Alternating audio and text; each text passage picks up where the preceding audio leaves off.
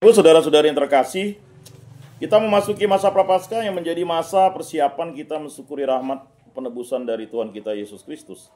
Masa Prapaskah juga menjadi kesempatan yang baik bagi umat beriman untuk merenungkan pertobatan, mengembangkan olah rohani dan melaksanakan pantang puasa dan amal kasih dengan semangat gerakan APP. Makanya diminta ada amal, ada ibadah, ada sedekah ya. Jadi ada 3 hal yang dilakukan. Nah, selaras dengan semangat tahun jubilium yang kita rayakan pada tahun 2025 ini, kita diajak untuk semakin menghayati masa Prapaskah ini dengan sepenuh hati. Kita diajak untuk tidak hanya meningkatkan kesalehan, dan melainkan harus lebih peka terhadap penderitaan sesama dan semakin menjadi tanda harapan bagi sesama dan seluruh ciptaan. Dan kita berbahagia Rabu Abu kemarin paroki kita termasuk cukup ramai ya. Dan itu berarti ada apresiasi dari umat-umat paroki lain bahwa misa jam 6 di BMJ itu menjadi primadona beberapa tahun ini ya. Kalau di tempat lain itu kan supaya tidak menumpuk beberapa kali misa ya. Tapi di BMJ itu dia karena mungkin tempatnya strategis ya, sehingga jam 6 itu menjadi ramai. Dan masih juga ada beberapa umat dan dikasih kesempatan untuk menerima abu ya, wajar-wajar saja ya. Maunya ditegaskan, tetapi rupanya ada sekian ya, cukup ramai juga misa kedua tuh ya. Hampir lah mungkin ya hampir 100 orang lah yang belum menerima abu tuh. Karena saya sederet ini Bu Maria Kulam dengan Pak Kio di sana. Ramai juga, saya pikir 10-20 orang. Seandainya mereka juga datang di Rabu Abu itu, wah membludak sampai ke mana gitu ya. Itu berarti memang keinginan umat untuk merayakan pantang dan puasa atau masuk ke retret agung ini luar biasa. Sehingga kita apresiasi lah untuk umat-umat yang mulai sadar bahwa misa itu adalah yang paling utama. Ya. Apapun yang terjadi misa dulu. Kan tidak pernah gereja Katolik melarang habis misa kerja. Beda dengan orang Yahudi. Yahudi itu jelas 2:30 sore itu dari Jumat tuh dia harus berhenti. Nanti dia baru kembali lagi 2:30 Minggu. Dan dia tidak boleh bekerja apapun. Nanti yang menggantikan supir itu bisa orang Koptik, bisa orang Islam. Ya, kalau kita pergi ke Yerusalem ya. Langsung ditinggalkan bisnya, nanti ganti orang Koptik atau ini ya. Kalau Koptik kan orang Kristen Koptik atau orang Islam yang nyupir bis untuk tur. Dia tidak peduli 2:30 tinggalkan. Nah itu sahabat. Ya. Nah kalau orang Kristen kan tidak masalah. Ya misa dulu lah, baru buka toko kan. Ya kehidupan kan memang kalau mau istirahat silakan kan gitu. Tapi jangan istirahat kalau tidak ke gereja kan gitu. Jadi itu persoalan yang kita akan hadapi, sehingga marilah kita mulai dengan doa pembukaan. Mari kita doa bersama. Bapa yang Maha Kasih, kami bersyukur atas rahmat kehidupan dan berkat-Mu. Kami berterima kasih atas masa Prapaskah yang menuntun hidup kami untuk menjadi semakin dekat dengan-Mu dan memiliki harapan dalam hidup. Bimbinglah kami agar senantiasa menemukan harapan dan merasakan belas kasih-Mu dalam diri Yesus Kristus Putra-Mu, Tuhan dan pengantara kami. Amin. Seperti biasa kita akan membaca ini ayat genap kaum perempuan, ayat ganjil kaum laki-laki. Mari kita membaca Injil Lukas bab 4 ayat 16 sampai 19 dilanjutkan ayat 21. Silakan. Ia datang ke Nazaret, tempat ia dibesarkan. Dan menurut kebiasaannya, pada hari Sabat ia masuk ke rumah ibadat, lalu berdiri hendak membaca dari Alkitab. Kepadanya diberikan kitab Nabi Yesaya, dan setelah dibukanya ia menemukan nas di mana ada tertulis, Roh Tuhan ada padaku, oleh sebab ia telah mengurapi aku untuk menyampaikan kabar baik kepada orang-orang miskin, dan ia telah mengutus aku untuk memberitakan pembebasan kepada orang-orang tawanan dan penglihatan bagi orang-orang buta, untuk membebaskan orang-orang yang tertindas, untuk memberitakan tahun rahmat Tuhan telah datang. Kemudian ia menutup kitab itu, memberikannya kembali kepada pejabat, lalu duduk dan mata semua orang dalam rumah ibadat itu tertuju kepadanya. Lalu ia mulai mengajar mereka, katanya, pada hari ini genaplah nas ini sewaktu kamu mendengarnya. Demikianlah sabda Tuhan. Terpujilah Kristus. Bapak, Ibu, saudara-saudari yang terkasih, ada dua pendalaman teks. Yang pertama, apa tugas perutusan Yesus yang disampaikan dalam bacaan tersebut, ya. Kemudian yang kedua, apakah tandanya dari datangnya tahun rahmat Tuhan yang diwartakan Yesus. Nah, jadi dua pendalaman teks ini, ya, bisa kita lihat di teks yang sudah dibaca tadi. Apa tugas perutusan Yesus yang disampaikan dalam bacaan tersebut? Nah, mari kita baca. Siapa yang dapat menemukannya?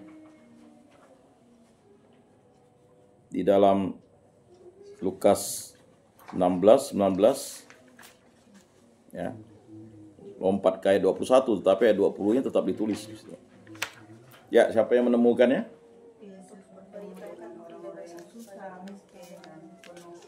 Ayat berapa, Bu Eva? Mari kita baca bersama-sama. Roh Tuhan ada padaku, oleh sebab Ia telah mengurapi aku untuk menyampaikan kabar baik kepada orang-orang miskin, dan Ia telah mengutus aku. Atau ada yang masih menemukan ayat yang lain? Ayat 19. Mari kita baca bersama kembali.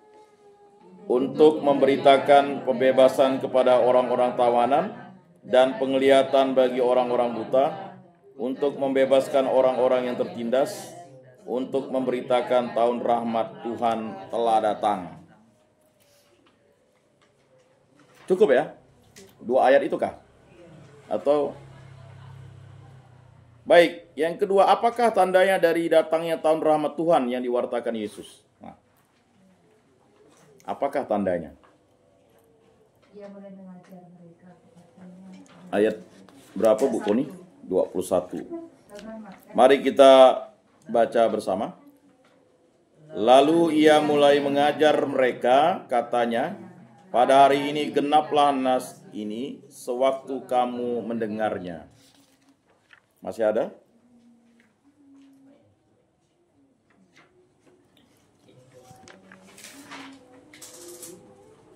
Jadi apakah tandanya dari datangnya tahun rahmat Tuhan yang diwartakan Yesus?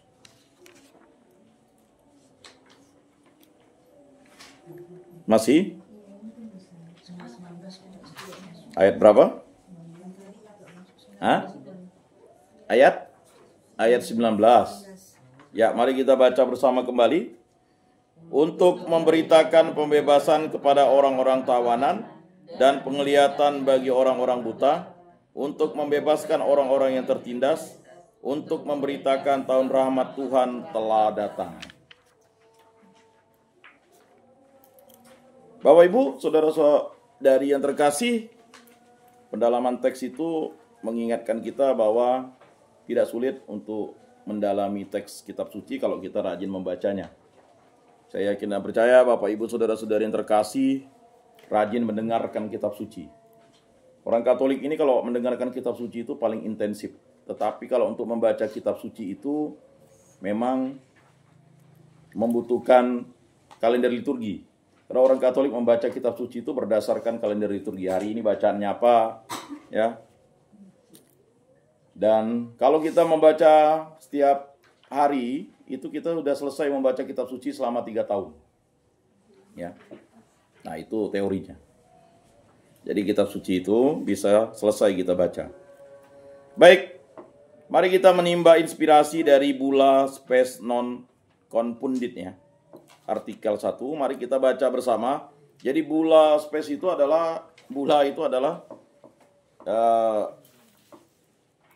tulisan dari Paus ya, untuk menyampaikan ajaran iman yang mengajak umat untuk berpartisipasi dalam berbagai macam hal, terutama ya, pewartaan, kebajikan, dan juga kegiatan kemanusiaan dan cinta kasih ya. Nah, itu secara umumnya, tapi secara spesifiknya ya seperti itu yang disebut Bula ya. Nah, mari kita membaca artikel 1 bersama-sama. Bagi semua orang, semoga yubileum ini menjadi momen perjumpaan pribadi yang sejati dengan Tuhan Yesus, pintu keselamatan kita, yang selalu diwartakan oleh gereja, di mana saja dan kepada semua orang sebagai pengharapan kita. Semua orang tahu apa artinya berharap. Dalam hati setiap orang, harapan bersemayam sebagai keinginan dan harapan akan hal-hal baik yang akan datang. Meskipun kita tidak mengetahui apa yang akan terjadi di masa depan. Bagi kita semua, semoga tahun Yobel ini menjadi kesempatan untuk memperbarui harapan. Firman Tuhan membantu kita menemukan alasan atas harapan tersebut. Ya, itu adalah Bula yang ditulis oleh Paus Fransiskus, bahwa tahun yubileum ini merupakan suatu tahun rahmat bagi seluruh umat manusia, bukan hanya umat Katolik ya. Jadi saya ingat tahun 2000, ya kan 25 tahun sekali. Sebenarnya dulu 50 tahun sekali. Setelah Konsili Vatikan kedua, kemudian Paus itu melihat kalau 50 tahun sekali ya lama begitu. Jadi 25 tahun sekali ya.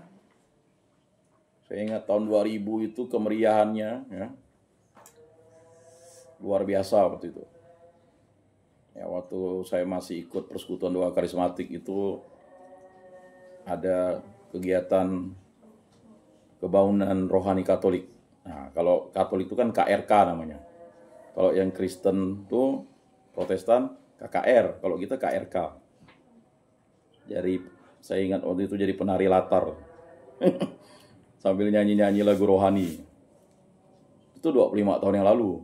Nah, 25 tahun yang ini seharusnya memang ya, seluruh lingkungan wilayah paroki itu mengadakan kegiatan yang menyambut tahun yubileum ini sebagai tahun yang amat penting. Karena bisa tidak mencapai 25 tahun lagi, itu kan rahasia Allah. Ya. Jadi dirayakan 25 tahun sekali. Pintu Basilika Santo Petrus itu dibuka 25 tahun sekali. Nah, mari kita bercakap-cakap dalam rohani kita. Yang pertama, apa harapan pribadi dan lingkungan atau komunitas di tahun 2025? Nah, ini harapannya apa bagi kita? Harapan komunitas lingkungan Santo Rupinus kan? Karena ada 2 grup tuh, yang lebih banyaknya di lingkungan daripada di komunitas. Sebenarnya harapannya komunitas itu adalah persekutuan doa Santo Rupinusnya begitu. Jadi persekutuan doanya itu ya, kita 5 menit dalam ya saling mengunjungi, saling berdoa, Bapa kami, Salam Maria 3 kali, kemuliaan. Ya. Ya 5 menit saja mengunjungi, ya, saling mengunjungi misalnya. Apalagi ada umat yang mungkin beberapa tahun ini tidak pernah dikunjungi rumahnya. Ya kan? Atau umat yang rumahnya udah kosong. Kita kunjungi, kita doa di situ kan, supaya dia tuh tinggal di situ lagi kan begitu. Di Gang Aren tuh banyak yang kosong rumahnya. Daripada ditinggali oleh uka-uka, ditinggali oleh barang-barang aneh, ya kan? Total rumah umat di Rupinus nih, saya ingat dulu dengan Bang Alek itu ada 60 lebih rumahnya tuh, saya hitung-hitung dengan Bang Alek. Tapi manusianya yang amplop APP ya hanya 22 ya katanya kan. Nah, lalu tapi waktu pas pembagian telur jadi 65, jadi ribut lingkungan lain. Ini benar sih Rupinus nih katanya. Oh benar lah saya bilang. Masa saya ketua bidang 1 bohong? Ya kan? Sampai Pak Keru tak percaya. Saya bilang 65 dan dulu pun catatan Pak Jutin 80 saya bilang. Ya. Saya kan pernah dikasih Pak Jutin catatan itu. banyak juga. Ya, oh ini jangan katanya, jangan diundang. Sampai ada di rumah sebelah tuh, ada orangnya saya ketuk, saya kasih undangan waktu itu. Pas mau misa ya. Nah ini nanti, ini kata Pak Jutin nih. Oh iyalah saya pergi. Memang ada orangnya sebenarnya, tapi mungkin kerja di mana kan. Nah ini penting juga. Ya harapan kita. Ya. Mungkin dengan dikunjungi, ya kan. Dia merasa ada perhatian kan begitu. Rupanya lansia di tempat kita banyak ya kan begitu. Ya kan? Lalu kita cek enggak pernah diantar komuni kan bisa juga ini. Itu kan kerinduannya. Jadi saya ingat ya nenek Nopi itu kan, kerinduannya itu kan hanya nyambut itu aja. Dari pagi sampai sore, udah dibilang enggak ada. Tetap dia nunggu sampai sore, sampai malam. Kalau saya pikir kan, berdosa juga enggak ngantar tepatnya kan. Nanti bertanya terus ya dengan Bu ini kan, Nenek Rere kan.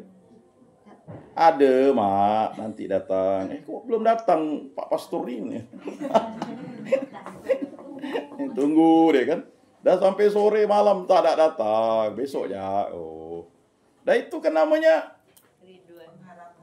pengharapan Tuhan Yesus itu datang hari Minggu. Dan pengalaman yang sangat pahit ya waktu ada yang dipaksa bergabung dengan Rupinus. Lalulah ya kan, berjanjilah seorang prodiakon bahwa nanti saya yang ngantar ke dia.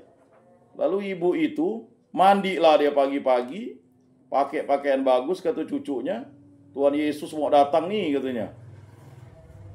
Lalulah meninggallah Senin. Lalulah saya baru tahu dari cucunya itu. Ngapa enggak bilang? Saya nanya, ibu yang prodiakon tuh diam-diam aja dia. Enggak boleh dibilang gitu, Pak. Itulah pengalaman yang akhirnya saya minta maaf lah. Saya yang disuruh oleh Pak Setio kan. Silakan Pak. Pak Setio yang dulu Dewan 3. Dia kan yang itu. Oh ya saya minta maaf nih karena memang udah enggak ada lagi yang Katoliknya. Anak cucunya sudah beriman lain ya, tapi ya karena itu neneknya secara manusiawi ya mereka ini kan. Nah, jadi jangan sampai melalaikan itu begitu. Nah, itu pengalaman. Jadi muka para lansia itu terbayang-bayang. Makanya saya biasanya tidak tenang. Ya kan? Kemarin waktu bahkan ada pesta sepupu saya di Abah sana, harus mudik motor air. Jadi saya tanya, bisa enggak pulang hari Sabtu? Enggak bisa nih hari Minggu. Enggak bisa nih saya bilang. Jadi saya harus sisihkan keinginan pribadi saya itu. Padahal saya udah lama enggak ke kampung nenek saya itu. Ya. Hanya saya aja dari adik-beradik enggak pergi. Semuanya lengkap pergi. Ya tapi itu harus memilah-milih mana yang menjadi prioritas utama kan begitu. Jadi ya memang enggak bisa juga kita mau mengatakan kita harus memilih kegembiraan kita, sedangkan ada orang yang mengharapkan Tuhan Yesus itu selalu hadir. Nah, itu mungkin harapan pribadi kita di lingkungan Rupinus itu kita saling mengingatkan lah. Bisa jadi dia sakit, ya kan? Sakit ini kan macam-macam. Belum tentu usianya muda, lalu dia tidak sakit. Nah, terkadang kita tanya kan begitu. Apakah memang kalau kita yang bertanya ini kan kadang nanti bisa jadi ada ketersinggungan keluarganya kan. Oh enggak, ini masih bisa. Ya udah. Tapi kalau yang sudah memang kita antar itu kan memang sudah tidak bisa sama sekali. Ya. Nah, jadi itu bisa menjadi perhatian kita lah. Karena lansia di Rupinus ini cukup banyak. Kemudian yang orang mudanya jumlahnya itu kayaknya lebih sedikit daripada lansianya. Marilah kita ini harapan saya. Kemudian ya saling mengunjungi rumah-rumah, ngaku umat kita, didatangi. Oh bukan, tapi Katolik. Tapi bukan. Yang mana yang betul? Ya kan? Nanti sudah meninggal baru tahu, oh ini Katolik. Tidak diurus nanti kita yang salah kan? Karena memang gunanya kita lingkungan ini mengurus. Saya ingat waktu satu lingkungan tuh tidak mau. Saya sampai tolonglah Pak. Sampai tolong saya bilang. Oh tidak bisa Pak. Inilah kalau udah mau mati baru beritahu saya. Aduh Pak, saya bilang. Tolonglah Pak, saya bilang. Sampai tolong. Emangnya saya harus menyembah kakinya kan gitu. Tidak bisa Pak. Ya puji Tuhan lah. Ketua lingkungan kita tuh walaupun dengan kesal juga, ya kan, akhirnya waktu mau ngasih minyak suci ke ibu itu kan, saya jemput lo pastor, hidupkan AC dulu, ya kan? Kalau udah hidupkan AC, pastor gerah kan, bujuk Pak Armadi, oh enggak bisa nih, inilah kebiasaan ibu itu, belum apa-apa main masukkan lingkungan kita, udah sabar saya bilang, ini oke lah. Akhirnya Pak Armadi berada langsung bawa kan, karena memang ibu itu main nyelonong ya, nengok lingkungan depan tidak mau lingkungan kita jadi ya udah main catat ya. Jadi ya itu pengalaman kita lah, karena memang belum lagi waktu itu lah kok ketua lingkungan, oh tidak perlu ketua lingkungan tidak pergi, aduh syukur saya pergi, masa ini umat kita nih, oh tidak perlu semua udah beres, tidak bisa. Walaupun sudah dilayani oleh Yayasan Kristoforus, minimal salah satu pengurus kita harus hadir. Tujuannya satu, untuk empati dan simpati. Maka saya hadir tuh. Ya kan, kata ibu itu, enggak perlu. Udah beres semua kan. Dari lingkungan MRPD katanya. Di lingkungan MRPD pun enggak. Malah justru dia suruh saya yang jadi yang ngomong itu. Ya silakan Pak. Ya saya mohon maaf, ini umat baru gabung 2 minggu. Nah, ketua lingkungan MRPD-nya pun ya udah. Kan waktu pas datang mau nerima sakramen minyak suci itu kan lingkungan MRPD-nya datang sampai ibu yang sana kan. Dia udah datang dulu dengan ketua lingkungan sebelah itu. Nggak mau kan, saya telepon lagi, tolonglah Pak. Oh nggak bisa. Aduh. Akhirnya ketua lingkungan sana sampai ke sana. Bu, tolong ya Bu, ibu ke itu karena ditelepon. Nah, ini kadang kita nih, apa ya, janganlah mempersulit orang udah mau terminal tuh. Terminal tuh, udah tunggu waktu. Nah, saya berapa kali itu doakan doakan orang di rumah sakit kota ya. Ini kalau misalnya doa Pak Yakobus ini lancar perginya, benar sekali Bu, jangan lagi tuh ngomong. Ya, udah 3 kali Pak Yakobus doakan kok lancar dia perginya. Waduh, saya bilang ini bukan, ya kan? Bukan masalah cocok, tapi maksud saya, ya, memang kalau udah terminal itu udah sakrat maut ya. Jadi, waduh, ini saya bilang, ya. Waktu itu saya udah cari tuh, rupanya puji Tuhan Bapak itu udah dikasih sakramen minyak suci kan, orang Agustinus kan, ya. Lalu lingkungan ini, paroki Agustinus. Nah, saya tidak tahu keberadaan itu yang keempat saya doakan tuh. Apakah sudah pergi dengan lancar? Ya kan? Nah, karena memang kalau kita mendoakan orang udah terminal tuh, itu pas kita doakan udah turun dia punya anak. Waduh, dari 95 jadi turun nih. 95, 96. Dari situlah kita sadar bahwa kita tidak bisa apa-apa lagi. Hanya doa dari kita lah gitu. Tolonglah jangan tidak didoakan gitu. Doa Bapa kami, Salam Maria, kemuliaan. Jangan menunggu pastor tapi kita bersama doakan. Karena udah terminal dia. Terminal ini kan tidak tahu. Ya kan pas lagi manggil udah tidak lagi bisa dikasih SOS sebenarnya itu. Kalau SOS itu kan sakramen orang sakit tuh sebenarnya kan dia bisa ini ya. Terima komuni gitu. Nah itu, misalnya mendampingi orang yang udah terminal ya. Jangan panik, ya doa Bapa kami, Salam Maria 3 kali, kemuliaan, ya terus saja doa untuk mendampingi itu. Karena mendampingi orang terminal ini kan Kita tidak tahu kapan dia ini. Sama seperti nenek kami yang di Skadau yang saya infokan itu kan. Ketika istri saya lihat, padahal bibinya perawat kan. Loh, kayaknya nenek ini udah pergi nih. Oh, tunggu lo katanya. Masih, tadi kan masih napas. Enggak, ini udah pergi nih. Karena ada yang memang tahu gitu kan. Udah biasa mendampingi orang tuh. Kayak misalnya dulu pimpinannya itu kan. Enggak lama dikunjungi meninggal gitu. Udah pergi. Nah, ini penting bagi kita untuk sadar bahwa hidup kita itu hanya pemberian Tuhan. Dan tidak perlu khawatir, ya. Berdoalah kan gitu. Bahwa Tuhan Yesus itu memberkati kita dan di tahun jubilium itu. Ya, itu mungkin yang ini ya, harapan pribadi kita lah, saling mendoakan lah di lingkungan ini. Nah, mungkin ada yang lain, silakan untuk nambahkan. Dari Pak Jultin selaku senior kita nih, untuk lingkungan kita di tahun jubilium. Belum, Pak. Belum ya?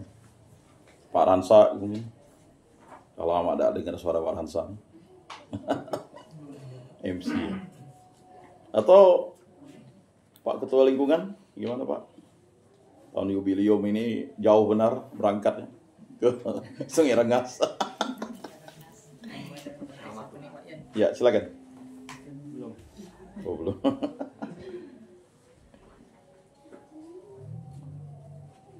Bu Koni kali harapannya.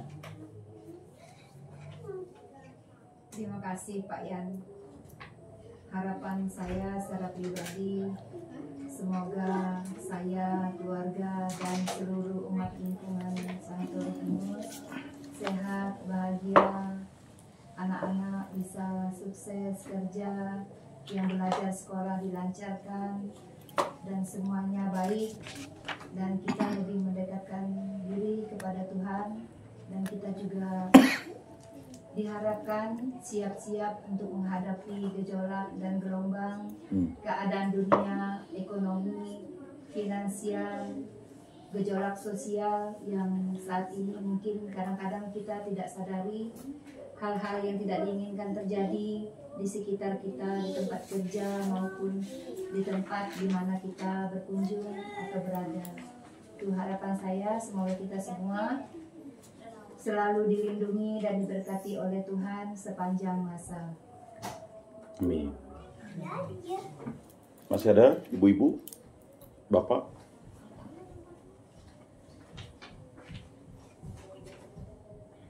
Orang muda, Yen, OMK, Yen, Dodo, OMK Satu Rupinus. Ya, tambah sekilas Pak Yan. Ini. Dan ya sih, kami sama komunitas-komunitas yang mewartakan Injil Tuhan dari aplikasi-aplikasi seperti TikTok dan WhatsApp dipermudahkan lah pewartaan Injil Tuhan. Cukup. Wow, mantap. Ada lagi orang muda? Atau bapak muda? Ibu muda? Pak Yosef mungkin? Yang sudah kembali lagi ke kampung halaman.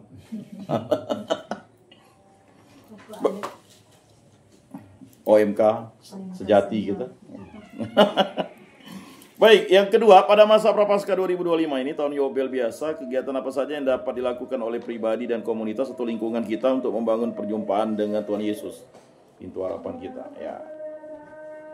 Mungkin ada kegiatan-kegiatan apa, ya kan? Ngerujak bersama. Dulu katanya mau senam bersama, tapi Bu Gisel sudah jauh sana. Nah, malam tahun baru kan hebat juga dia senamnya. Tapi kok udah bulan 3 enggak ada senam ini. Ini kan niatnya mau senam bersama setiap hari Sabtu. Ya bisa jadi. Setelah ya doa sebentar, habis itu senam untuk kesehatan. Ya bisa jadi banyak yang ikut kan. Karena kita ini kalau enggak senam nih bahaya, enggak bugar gitu. Karena apa tadi, itulah sukacita kita. Kalau memang mau diadakan ya silakan. Kan ada speakernya, ada lagunya ada. Ya kan, instrukturnya banyak rupanya. instruktur senamnya kan. Tinggal kitanya saja ya kan. Atau apa kan gitu.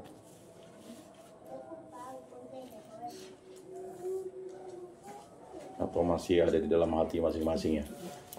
Baik, mari kita baca permenungan yang ada di dalam teks bersama-sama supaya kita meresapi ya. Mari kita baca bersama-sama. Ya. Dalam Lukas bab 4 ayat 16 sampai 19 dan 21 yang kita baca di atas, Yesus memperkenalkan diri sebagai utusan Bapa untuk mewartakan datangnya tahun rahmat Tuhan dengan 3 hal.